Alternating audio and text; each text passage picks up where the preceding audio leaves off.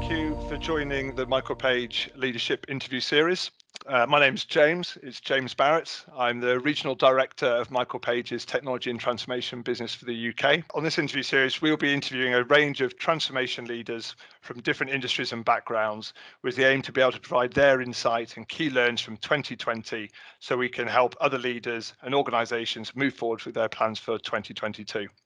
Now, the reason we set this interview series up is that we know that leadership can be a lonely place, and therefore helping different leaders to understand the challenges that they're facing and they're not alone is a great way to be able to move the community forward.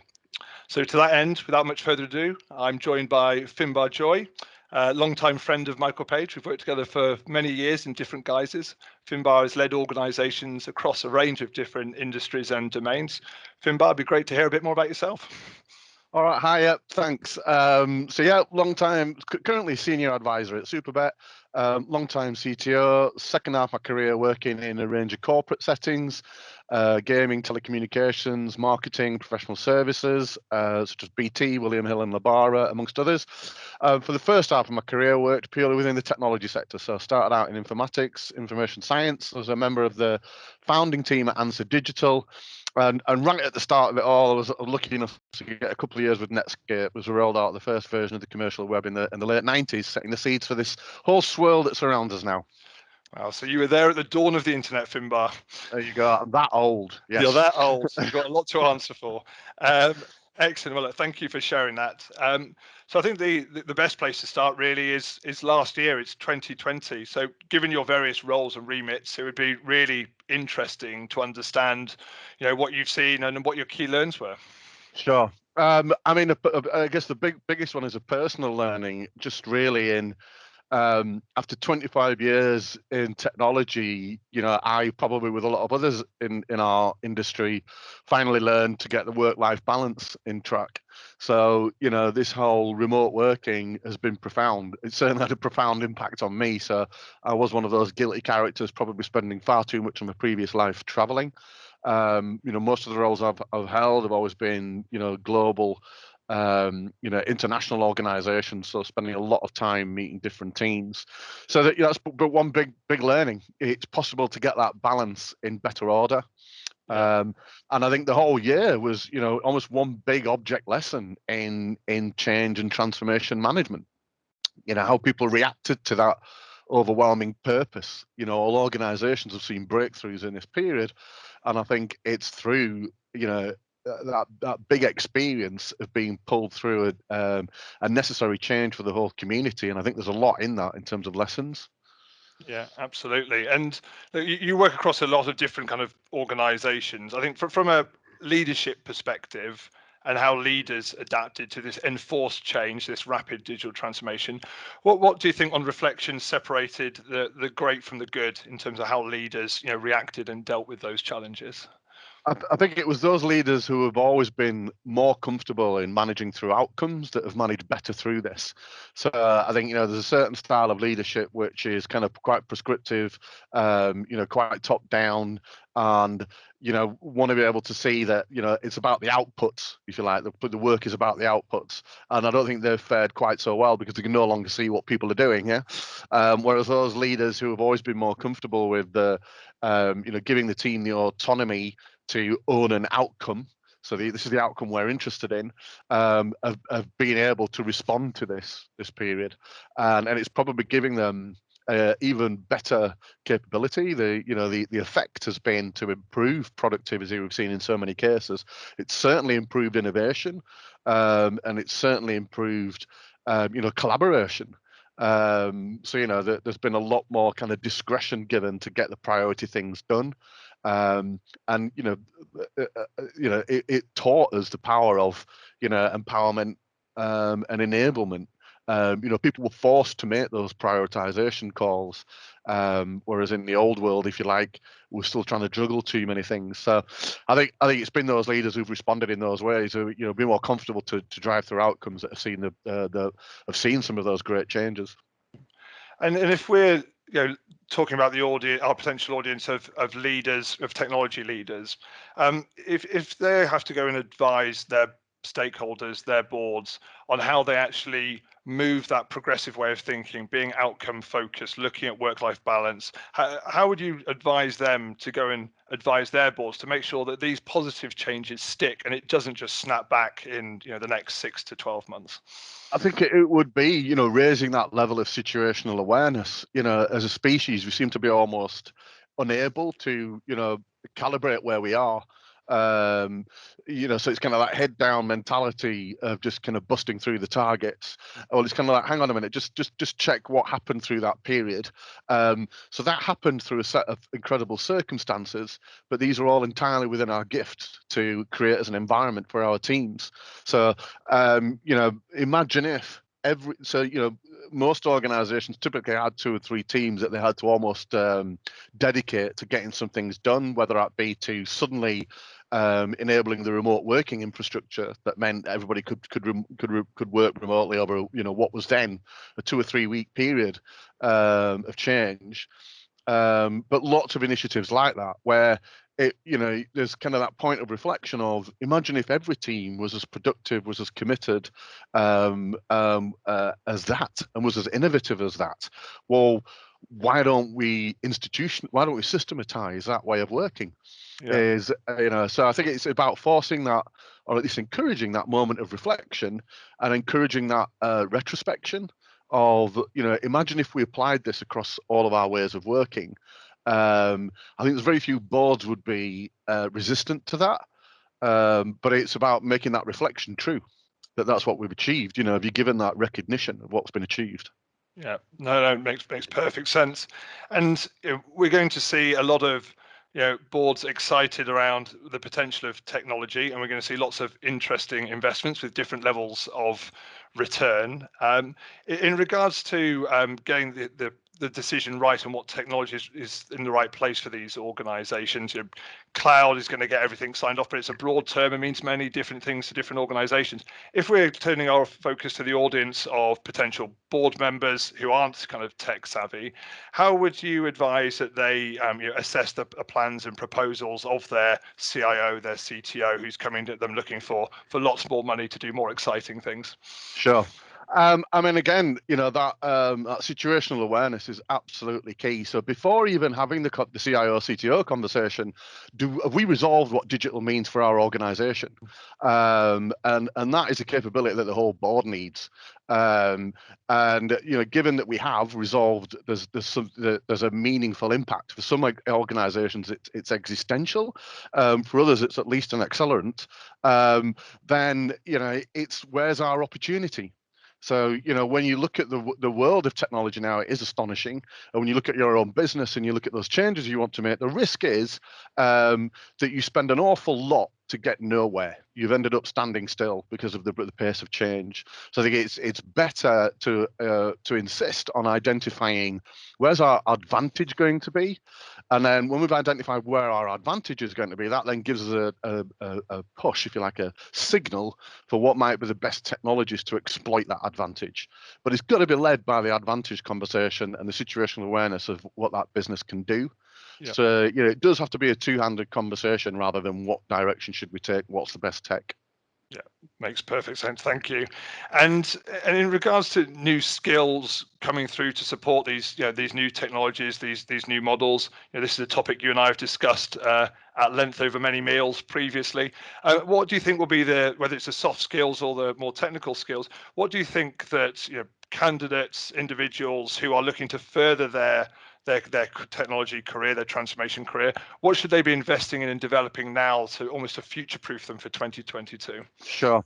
I think the horizon line for the whole analytics life cycle especially continues to be very long, in terms of there's an awful lot yet to be gained there. There's a lot of headroom in terms of what the advantage could be through the whole analytics cycle. So that is a general practice, if you like, everything from the basics of data engineering and infrastructure all the way up to data science, and embedding that more within the organization. As opportunities, markets are becoming more diverse, then, for all skills, especially in tech, for all roles, I would encourage more and thinking and development around entrepreneurship and collaboration. So especially given what we've seen over the mixtures and differences now in working patterns, the collaboration especially is a key element, how we can work together. We used to talk a lot about T-shaped people. So a specialist, but has got broad set of capabilities on top. I think increasingly we're seeing the name for it is a trite term, but M-shaped. So at least one or two pillars of specialism. So, for instance, developers who happen to be great, cloud environments engineers also, or security analysts who happen to be great coders also. And certainly for the senior leaders, so the CTOs, the CIOs out there, absolutely do have to be great commercial leaders also. Yeah, and I hadn't heard M-shaped before, so that's good. I was still stuck on T-shaped, so you've moved me through the alphabet. Thank you for that. And you've managed very large engineering teams, and you've managed far leaner engineering teams. Any advice for aspiring heads of engineering, heads of development, moving that career, how they can operate a more lean and a more effective development capability? Because what we're seeing a lot of the time from a business is the answer can be pile in more developers, pile in more resource, and we know that can create bottlenecks and further issues throughout the production and through different different models. So it'd be good to get your advice. I know you're always interested in dissolving IT through DevOps and Agile, so it'd be good just to elaborate that thinking, please. I mean, yeah, it's kind of, start with the fundamentals of can any of your teams deliver end to end? So, as an approximate order of magnitude of 8 to 10 individuals able to deliver something through a full cycle. If not, then there's probably a problem. So, if you're still in a world of, teams of 20, 30, 40 individuals delivering over 2-3 year timescales, then the last thing you should do is add more into that consideration. So do you actually have hands-on technology capability? And it often surprises me how little of that there are, even in so-called IT departments. So by the time, especially in a sizable organization, by the time you've accounted for assurance, mediation, analysis, relationship management, operations, portfolio, process change, there's actually few roles that have got their hands on technology and making it happen. So I would encourage that consideration. What's our actual hands-on capability here? Or are we spending half of our budget in mediating, in describing, rather than actually getting the work done? And then, creating the environment for the teams to be able to deliver end to end, remove the impediments, remove the dependencies. And, that kind of environment sustenance just create a more lean, if you like, way of working naturally, and that more of your investment is going on at the hands-on fulfillment rather than I'm actually paying, 50% of our budget is dedicated to mediation and description and, all those other overhead capabilities, management even, rather than actually doing. How many people are watching? How many people are doing? You're going to start making a lot of middle managers nervous if we continue down this route, Finbarr. So why do you think the investment in those mediating overheads has grown so significantly? I mean, it's different for different organizations, but what are the themes have led to that kind of very expensive way of actually, delivering at the sharp end? It reflects the failure of digital transformation. So, depending on whose analysis you subscribe to, anything between 70 and 90% of so-called corporate transformation projects fail. And the reason for that is because they're failing to bring their core capabilities up to speed. So when you've got what you might put in inverted commas the business versus what you might put in inverted commas the team, IT. Is redolent of an organization that's not confronting digital as a reality. And it's when a bunch of people decide that that's something that a tech team needs to do, and we need to buy a better IT team to get us better at this, but an assumption that it's what they do, the other people do. It's got to be throughout the organization. So if you're paying people to describe to another bunch of people what's going on, that in itself is the bad smell. That's all overhead. And I don't care what vertical you're in now, digital technology is your core business. There are very few organizations out there who can't point to either a pure digital competitor who's about to, take them out of business, Yeah. or who can't point to, surprising efficiencies being made by others in their sector using technology better. So it doesn't matter what vertical you are, technology is a core concern. Therefore, it's got to be throughout the organization. It's no longer down to this silo to get that right. Yeah. Yes.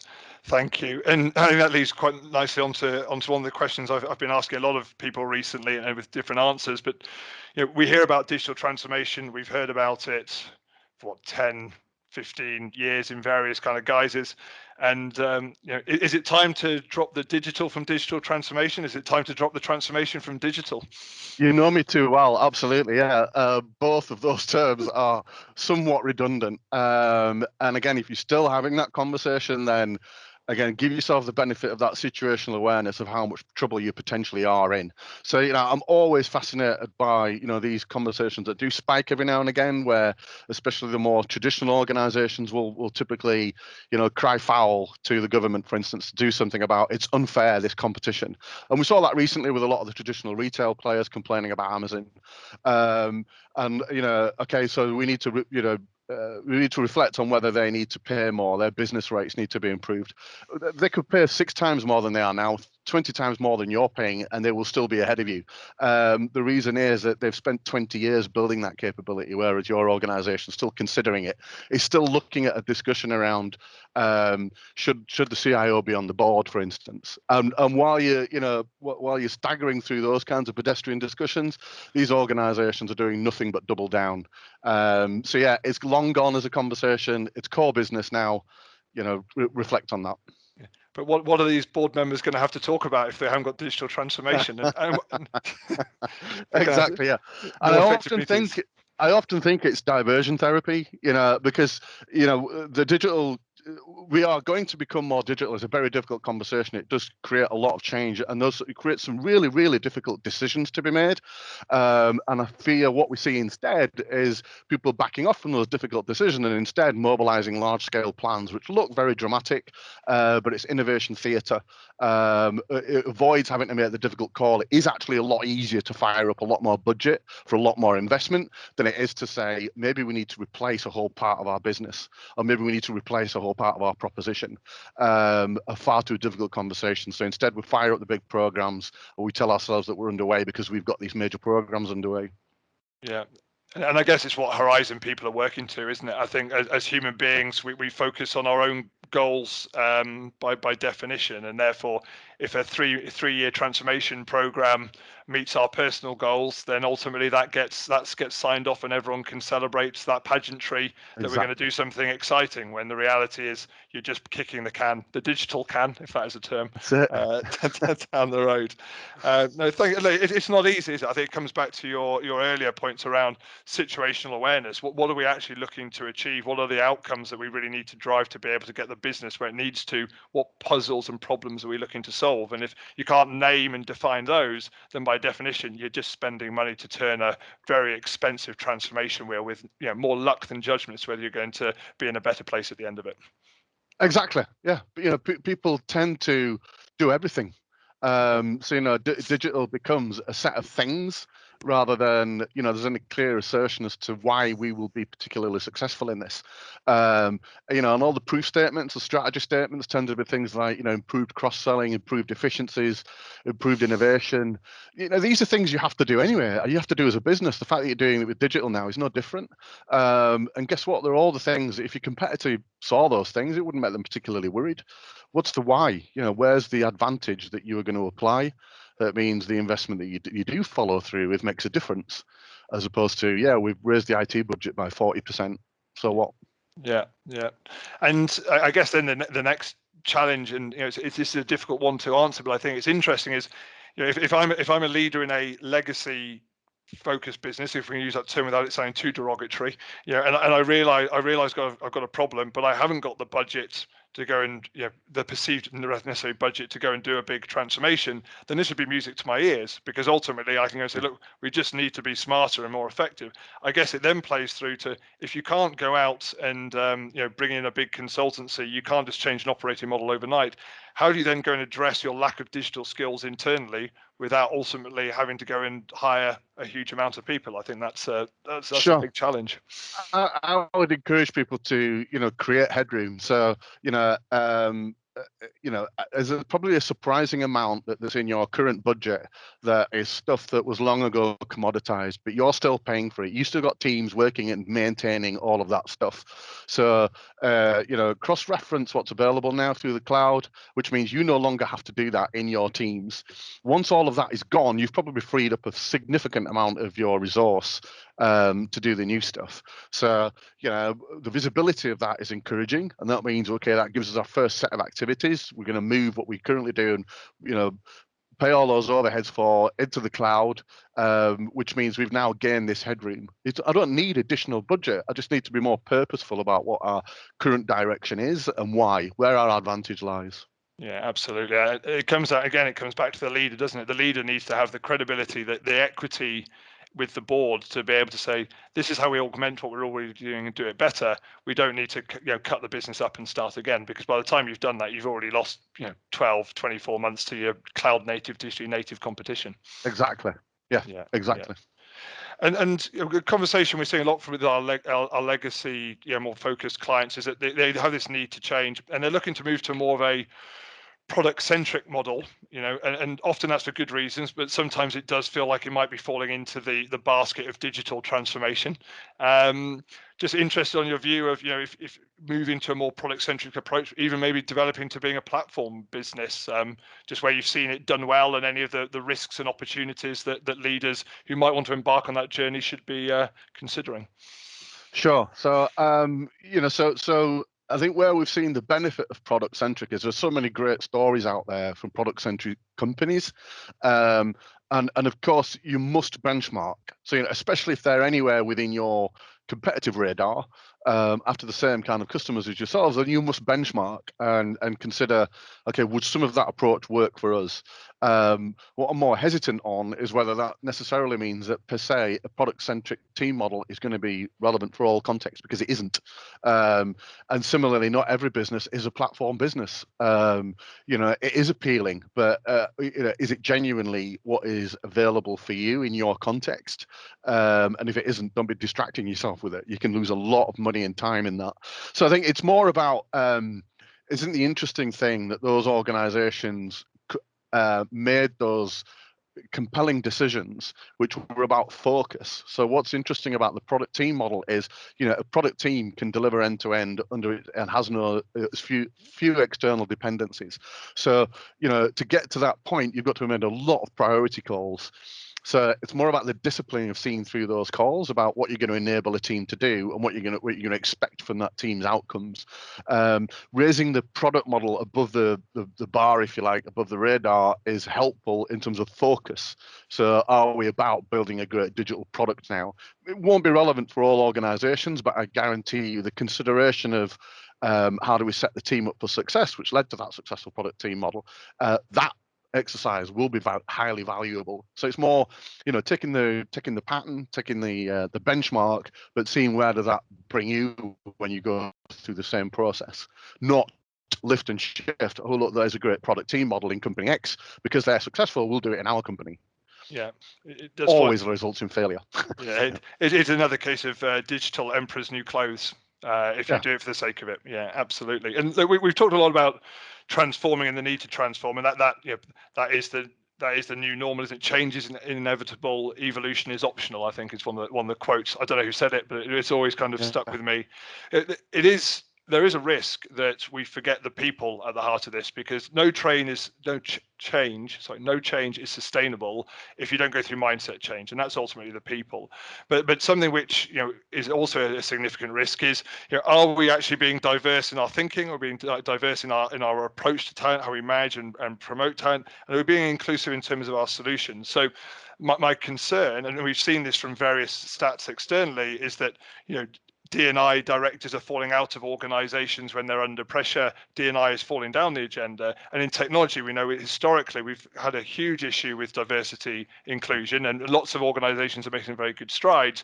But I just feel that there's a huge risk under pressure that it falls back down the agenda. And we know that we're fixing a problem that was set from the history. If we don't fix it for the now, we're not fixing it for the future either. So just interested to understand where you've seen D&I done well during transformation. How do you keep it on the agenda when you're under pressure with so many other things? Sure. It does start to sound trite after a while, but inevitably, with so many of these considerations, it is about leadership. So, in a world where there is a chronic skills shortage, then D&I is not an additional burden. D&I is the key to how do we resolve some of that tension. So, the whole community is not included in this capability. Imagine if we could open that up. So rather than it being another thing that we've got to do in a list of contended priorities, maybe we weave D&I into the central purpose of this transformation, and then it actually is a force multiplier for the things you want in your transformation to achieve in any event. So improving the skills blend and upping the innovation capability. It's easy to talk about, absolutely difficult to achieve. There are unfortunately too few examples. But we are getting to the point the industry's practically painted into a corner and has to resolve this. Through whatever means, I would always encourage that it's weaved into a central theme of transformation, not yet another thing we've got to do, but actually a core tenet of how you do transformation. Yeah, absolutely. I think if you start with it as the central focus, then it gets done. If it becomes an agenda point, then ultimately you've already failed. And I think it's working with organisations to understand how you fix it for now and for the future. And coming back to your engineering days, you're still doing engineering. I'm sure you're doing a bit of hands-on code in the background. But in terms of managing those big teams, being able to identify people at the start of their career and bring them through and remove those barriers is really key. Are there any tips or advice you've got for heads of engineering, CTOs, CIOs, as to how best to remove barriers for people, not necessarily throughout transformation, but throughout their careers, so you don't end up with people dropping out or getting stuck? Sure. I think it's about making those benchmarks clear in terms of what we expect to see. I would say, whatever is your skills, talent, development, budget, carving out some of that for you're going to take candidates through the non-usual routes. Yeah. So, and we're going to be prospect on that. We're going to be outward bound in our pursuit of candidates who are not the usual suspects. It's not computer science graduates from the usual institutions, but we've gone out and found people, maybe in the local community. But there's some level of investment you can dedicate to that from everything you're doing now in skills and recruitment and resourcing, which I think would bear well in terms of at least bringing through a strain of that. That means you're starting at the beginning with candidates who are not the usual suspects, and then you make clear the benchmarks as to what you're expecting to see in terms of improving that diversity throughout the teams. And seeing that through. Yeah, it's a full organizational commitment, isn't it? Top to bottom. Thank you.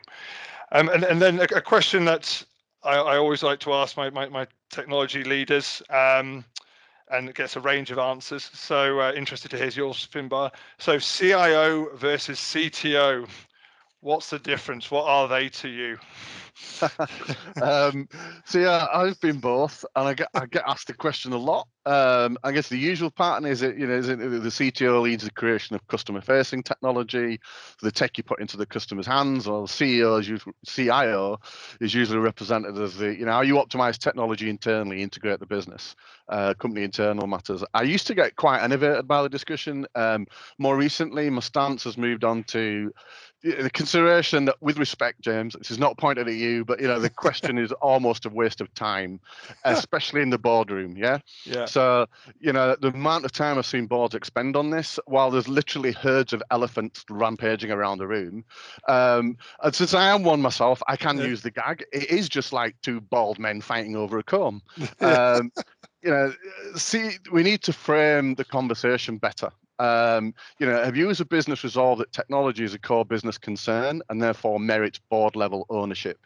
If you haven't, it actually doesn't matter what label you pin on this individual, you will fail in either configuration. Have you identified, tech capability is table stakes for all of the executive, not just this role? The CFO should be leading the case for digital investment as a source of growth. CMO making sure that your proposition is embedded into your customers' lives, etc. So this role is a facilitator, orchestrator of that environment, but it's got to be a whole organization concern. I genuinely believe it doesn't matter what you call it. I'd be more inclined to almost let the role holder decide. It's more material that you're giving technology leadership the seniority and the space it merits. Yeah, I couldn't agree more. I think that the most important letter is the C, isn't it? If you're on the board, you can get something done. It doesn't matter what that middle letter is. But it does seem to be a debate that goes on, and it seems to kind of have a cadence depending on what maybe the west coast of America is doing and calling people, and then it becomes an investment decision, and then we put it in that same bucket as digital transformation. Exactly. Which ultimately too easy. It's a distraction, and in terms of aspiring leaders, so if we've got individuals at the moment who have achieved a mid-level of management, they might be heading up a function, whether that's a specific domain or organization, or within the organization, in the tech function, transformation function. Given your years of experience, and actually more probably your range of experience across different domains, size of organizations, what advice have you got for somebody who wants to get to that board level position, that CXO position, if we want to call it that, going forward? Yeah. Really pursue the commercial wins. So as individuals, we almost have chronic imposter syndrome, as a community, which means we're always pursuing the greater tech changes so often. We're never done with that. I don't think there's enough retrospection, enough benchmarking of commercial success as a result of what we're doing. So, put time into calibrating that. Make sure you're developing a track record for delivering commercial success through technology leverage, and keep both parts of that practice in balance. So, you're leading the tech, leading the opportunity discussion, proving the benefit of the tech that you brought forth. And, if you're doing that at ever increasing levels of scale, you'll get the calls, and you'll get to call the role whatever you damn well like. The opportunities will find you. But it's the sustenance of that, that two-sided element of ensure you're banking the commercial wins, ensure you're pursuing the commercial wins right from the start. You might only be working within one project domain now, right? Okay, are you doing what you can to, improve its commercial success, and always be having that conversation. Yeah, understood. No, that's very helpful advice. Thank you. And if we're talking to HR directors, managing directors, CEOs, and they're looking to go externally to hire a technology leader because maybe they don't have one of the suitable scale at the moment, or they've unfortunately lost theirs to a competitor.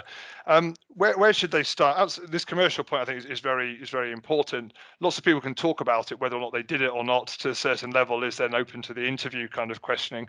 But if you're a board looking to hire a CITD or the alphabet, what advice have you got for them in terms of how they assess they find the right person for their environment, for their challenges, for their outcomes? Sure. Can this individual talk them through their thinking in the technology decisions they've taken, why they were successful for that organization? So, that they've got that balance as part of their makeup, or are they talking about ever increasingly complex technology projects, which, might mean you're great at hands-on tech, but was it to any actual outcome, commercial outcome? So, can they justify, can they articulate, can they describe what were the levers of success? Yeah, where was the leverage? Where was the advantage? And then you're working with an individual who's going to be able to look at your particular context and bring your advantage for your organization. And you take the tech capabilities table stakes. They've got to have a great tech track record, but that's by the by almost. It's the difference, and the candidate you need is the one who can understand why the application of what in what context made the difference. Therefore, they'll bring that thinking to your organization. And you could talk through the commercial leverage discussion. Yeah, absolutely. It comes back to your M people. I think that's a band from the 90s, isn't it? But it comes back to your M skills. Ultimately, the tech's got to be taken to get to that level. They've secured that. Otherwise, other people have made mistakes previously in their career for them. But ultimately, bringing that commercial thinking, and how do you solve the business problem with a technology solution, but with a commercial lens, with a long-term view of costing, serviceability, commercial outcomes. Exactly. Makes perfect sense. Thank you so much. So I have one last question, which I'm asking everybody throughout the series. So for the next episode, Finbarr, for the next guest, what's one question you'd like to ask of your peer leadership community? Yeah, so I'd be interested if I was speaking one-on-one, and if it was in a room and we were all in the room as a community, could anybody put their hands up if they're not feeling the pain of the skills shortage? And if there's somebody who does put their hands up, I want to know how. So how have they resolved the skills shortage? And it is related to your D&I question. So those two elements for me are the massive, big unresolved issue in the tech industry. And that leads into considerations around, the digital skills gap. Generally, it leads to considerations of, digital exclusion, etc. It's all in there. I think those are the big questions we need to tackle as a community. How do we get on top of that? I don't know how to get on top of that. That's what I'd be interested in learning. Absolutely. Well, thank you, Finbarr. And ultimately, at Michael Page, that's what we're looking to do, whether it's the start of the career or people are moving through it. It's being able to understand what those digital skill requirements are and how we can find the best people and support organizations to build their business, because without people, the business is nothing. So thank you very much. Appreciate your time. Thank you. Thanks, James. Thank you. If you found this video helpful for your recruitment journey, why not subscribe to our channel? And don't forget to tap the bell to get the latest videos first.